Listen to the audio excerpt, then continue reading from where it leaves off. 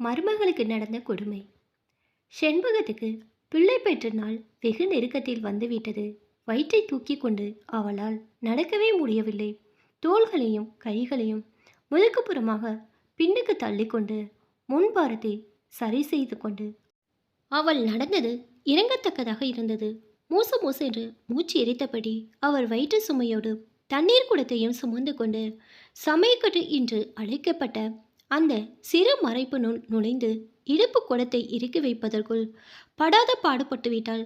சமயக்கட்டுக்கு வெளியே நின்று கொண்டு நரைத்த முடியே சீவோ சீவென்று சீவி சிங்காரித்து கொண்டிருந்த அவள் மாமியார் மரகதம் ஓரத்து விழிகளால் மருமகளை ஏறிட்டாளே தவிர இடுப்பு குடத்தை வாங்கி வைத்து உதவுவோம் என்று நினைத்ததாலில்லை. என்ன ஜென்மமோ இந்த மனுஷியும் தானே சுமந்து பெற்றிருக்குது. இதே இடத்துல சொந்தமாக இருந்தா இப்படிதான் யாருக்கு வந்த விருந்தோன்னு பார்த்துக்கிட்டு நிற்குமா என்று மனதுக்குள் தன் மாமியாரை சபித்தபடி செண்பகம் முகத்தை வேர்வையை சேல முந்தானியால் ஒற்றி துடைத்து கொண்ட பின் என்ன காய் அது அறியட்டும் என்றால் புடலங்காய் பொரியல் பண்ணு, தக்காளி குழம்பு வையே, வடிவேல் வெளியே போக அவசரப்படலைனா வெள்ளரிக்காயை துருவி பச்சடும் பண்ணிடு. அவன் இன்னும் உறங்கிக்கிட்டு தான் கிடக்கிறான்.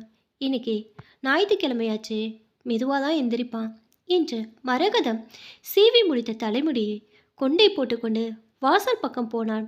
கூடமாட கொஞ்சமாச்சும் ஒத்தாசை பண்ணக்கூடாது. எதிர் வீட்டு அம்மாவோட பம்பு வளர்க்கணும் காலங்காத்தாலே.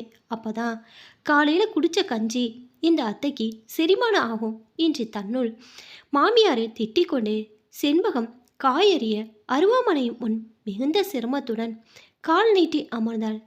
காயை அறிய முடியாதபடி வயிறு முன்தள்ளி அவளை தொந்தரவு செய்தது. எனினும் எப்படியோ சமாளித்து கோணலும் ஆனாலுமாய் காயை அறிந்தாள். என்ன பொம்பளை இது என்று வாய்விட்டே சன்னமாய் தன்னக்குள் தன் மாமியாரை பற்றி முணுங்கிக் கொண்டாள். முதலில் பெண் பிள்ளைதான இவள். எனக்கு பிறந்த 3 குழந்தைகளும் அவள் பிறந்த 3 நாட்களுக்குள் கொன்று புதைத்தவள்.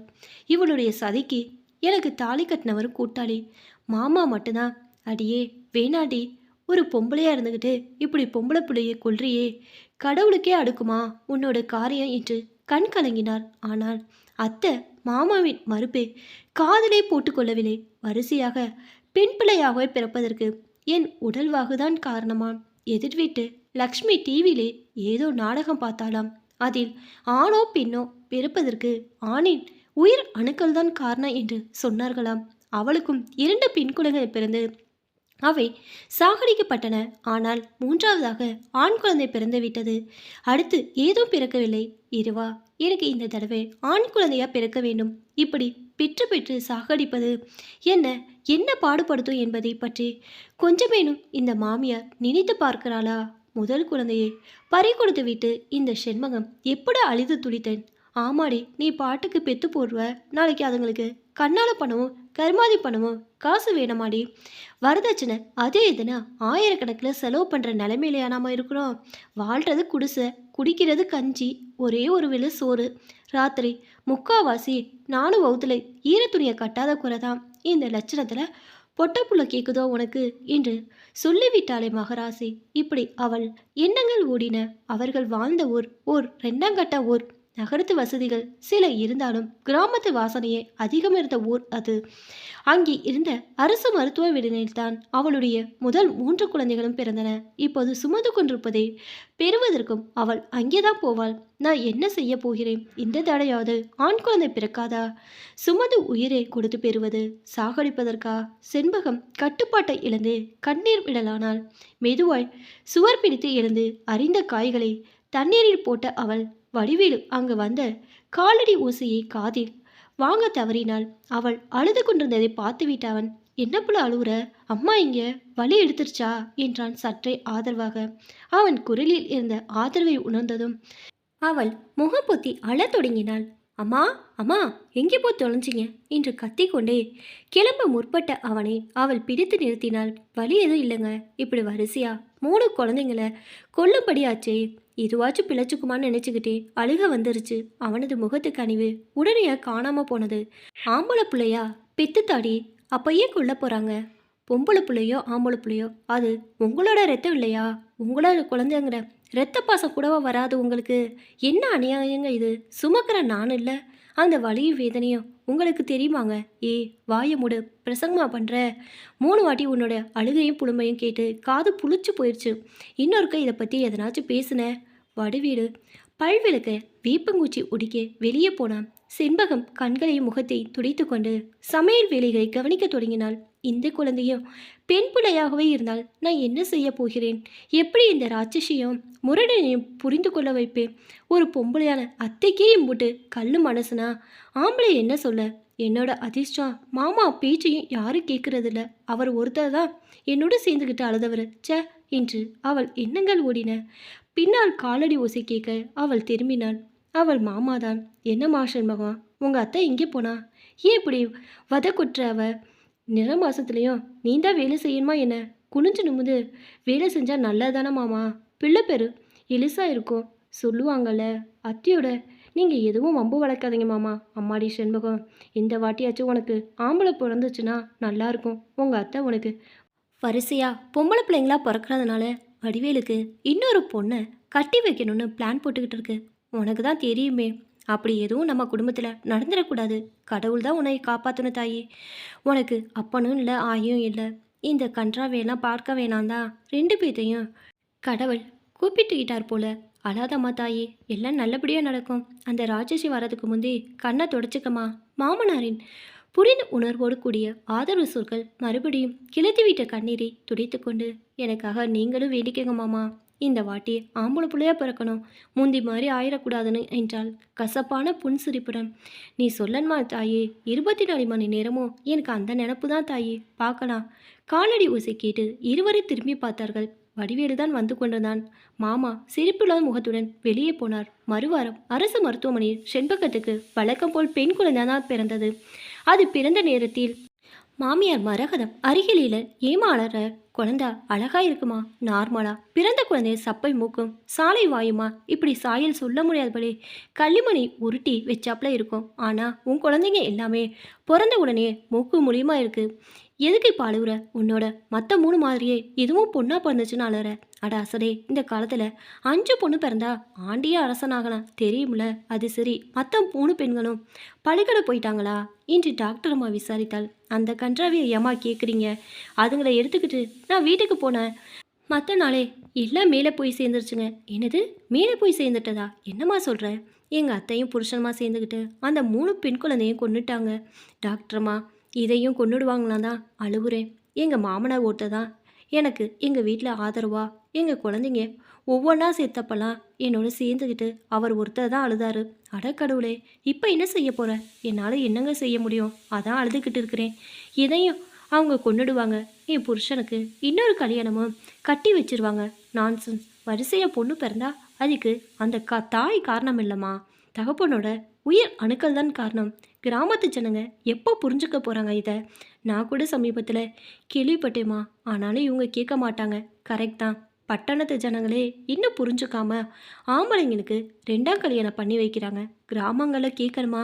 ஆனால் பழைய காலத்து ஜனங்களுக்கு இந்த உண்மை தெரிஞ்சுக்கணும் தான் எனக்கு தோன்றது. எதை வச்சு சொல்கிறீங்க டாக்டர்மா? ஒரு தரம் நான் சின்னவளாக இருக்குச்ச, எங்கள் அப்பாவோட சிநேகிதர் ஒருத்தர் அவரை பார்க்க எங்கள் வீட்டுக்கு வந்தார். 2 பேரும் சந்திச்சு ரொம்ப நாளாக இருந்தது. போக்குவரத்து இல்லை இருக்குல்ல.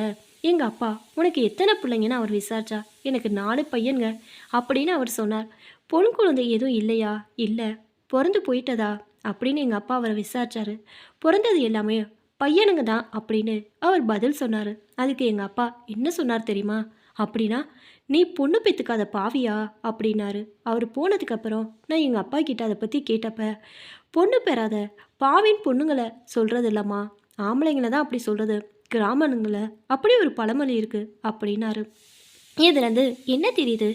ஒரு ஆம்பளை ஆண் குழந்தையோ பெண் குழந்தையோ பெற்றுக்கலைன்னா அதுக்கு அந்த ஆம்பளை தான் காரணம் தானே. சரி விடு, இப்போ என்ன செய்கிறதா இருக்கிற? அதான் சொன்னேனம்மா, என்னால் என்னங்க செய்ய முடியும்? என்னுடைய விதியை நொந்துக்கிட்டு கம்மனு கிடைக்க வேண்டியதான். இவர் மகனுக்கு 2ஆம் தரம் வேற கட்டி வைக்க போகிறாங்க. அப்பால என்னைய வீட்டில் வச்சுக்கிறாங்களோ இல்லாட்டி விரட்டடிச்சிட போகிறாங்களோ யார் கண்டது? அவள் சொல்லி கொண்டே தலையை உயர்த்திய கணத்தில் அவர் மாமனார் குமரேசன் அங்கே வந்தார். எங்கள் மாமனாருங்க அத்தை வரலையே, அவளுக்கு தலை சுத்தல், அதான் வரல. என்ன குழந்தை தாயே, பழக்கம் போல பொம்பளை புள்ள தான் மாமா என்று சண்முகம் அழகத் தொடங்கினாள்.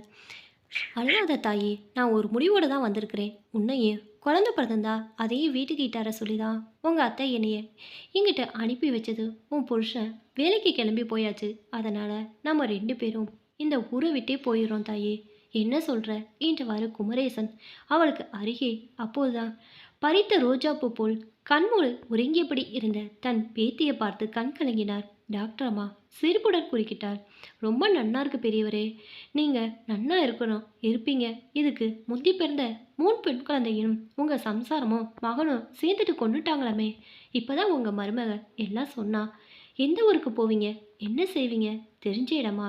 கடவுள் விட்ட வழின்னு கிளம்புறேங்க. என் மருமக சம்மதிக்கணும். மருதைக்கு போகலான்னு. மருதை பெரிய டவுனாச்சே, பொழைச்சிக்கிறலாம். நான் கொத்தனார் வேலை செய்கிறவன். இப்போ சத்திய கட்டட வேலை இல்லை, அங்கே போய் பார்த்துக்கிடலாம். இம்மா பெரிய உலகத்தில் நாங்கள் 2 பேரும் பொழைக்க வழி இல்லாமையா போயிடும். என் மாமா ஒரு குடியாரன்.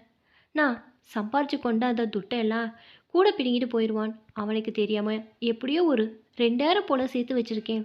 தலகணையில் தொலை போட்டு அதுக்குள்ளே ஒளிச்சு வச்சுருக்குங்க துட்டுங்க. என் மருமகளையும் இந்த ராசாத்தையும் கூட்டிகிட்டு போயிடுறேங்க. அம்மா தாயே செண்பகம், என்ன சொல்கிற? செண்பகம் கை கூப்பி அவரை தொழுதாள். போயிடலாமாம்மா, போயிடலாம். உங்களுக்கு எப்படி என்னோட நன்றி கடனை தீர்க்க போகிறேன் மாமா. சீச்சி அழுவாத, கண்ணை தொடச்சிக்க தாயே. ஆனால் நீ பச்சை உடம்பு கறியாச்சே. ஏன் டாக்டர்மா, பயணத்துக்கு தோதுப்படுமா? நன்னா ஸ்ட்ராங்காக தான் இருக்கா உங்கள் மருமக. கிளம்புங்க 2 பேரும். இந்தாங்க என்னோட பங்குக்கு இதை வச்சுக்கங்க.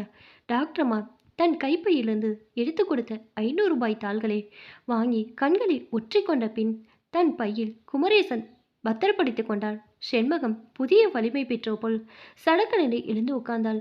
பக்கத்தில் இருந்த குழந்தையை எடுத்து தன் நெஞ்சோடு சேர்த்து மெல்ல அணைத்து கொண்டாள். அவள் விழிகளில் மகிழ்ச்சி கண்ணீர், முகத்தில் அதுக யாரும் குமரேசன் பார்த்த பரவச புன்னகை. அப்போ நாங்கள் இப்போவே கிளம்புறோம் டாக்டர்மா. முடியுமா உன்னால்? நான் பாட்டுக்கு நீ நார்மலாக இருக்கேன்னு சொல்லிட்டேன். முடியும் டாக்டர்மா. பொம்பளை பிள்ளையானாலும் ஏன் பிள்ளையாச்சே, இதை சுமந்துக்கிட்டு எத்தனை கதை வேணாலும் நடந்தே மதுரைக்கு போயிடுவேம்மா. ரொம்ப ரொம்ப தேங்க்ஸ் டாக்டர்மா. நீங்கள் நல்லா இருக்கணும் இருப்பீங்க டாக்டர்மா. அதெல்லாம் போகட்டும். உங்கள் மாமியாரும் புருஷன்காரனும் வந்தா நீ உன் மாமாவோட கிளம்பி போயிட்டேன்னு சொல்லிடுறேன். சரிதானே? சரிதான் டாக்டர்மா. அதானுங்க உண்மை. அப்படியே செஞ்சுருங்க. அந்த யமகர்ம பயலும் ராட்சச பொம்பளையும் வந்தாங்கன்னா 3 பொம்பளை பசங்களையும் அவங்க பிறந்த 3 நாட்களுக்குள்ளே கொன்னதுக்காக போலீஸில் பிடிச்சி கொடுத்துருவேன். பயமுறுத்துருங்க. தகராறு பண்ணாமல் போயிடுவாங்க. இல்லாட்டி உங்களுக்கு சிரமம். அதை நான் பார்த்துக்கிறேன் பெரியவரே. மதுரைன்னு கூட நான் சொல்ல போகிறதில்ல. மெட்ராஸுக்கு போயிட்டாங்கன்னு சொல்லிடுறேன். மெதுவாக கூட்டிகிட்டு போங்க. இல்லாட்டி கொஞ்சம் இருங்க. எங்கள் ஆஸ்பத்திரி வேனில் உங்களை ரயில்வே ஸ்டேஷன் வரைக்கும் கொண்டு போய் விட சொல்கிறேன். உடனே வர்ற வண்டி எதுவானாலும் அதில் ஏறி யாரு கண்ணிலே படாமல் போயிடுங்க. All the best. அப்படின்னா ஓ சாரி, நல்லா இருங்கன்னு அர்த்தம். சட்டுன்னு பீறிட்ட உணர்ச்சிகளின் பிறகு தன் ஒரு கை குழந்தையை அணைத்திருக்க மறு கையால் டாக்டர் அம்மை கைப்பற்றி இழுத்து தன் கண்களில் நன்றியோடு ஒற்றிக்கொண்ட பின் செண்பகம் தன் அன்பான மாமனாருடன், என் ராசாத்தி, பொம்பளை பிள்ளையாவது ஆம்பளை பிள்ளையாவது நான் பெத்த புள்ள அம்புட்டுத்தான் என்று குமரிய குரலில் மகிழ்ச்சியுடன் புலம்பியபடி டாக்டர் அம்மா நீட்டிய தாளில் தன் இடுக்கை ரேகை பதித்த பின்னர் குமரேசனுடன் படி இறங்கினாள்.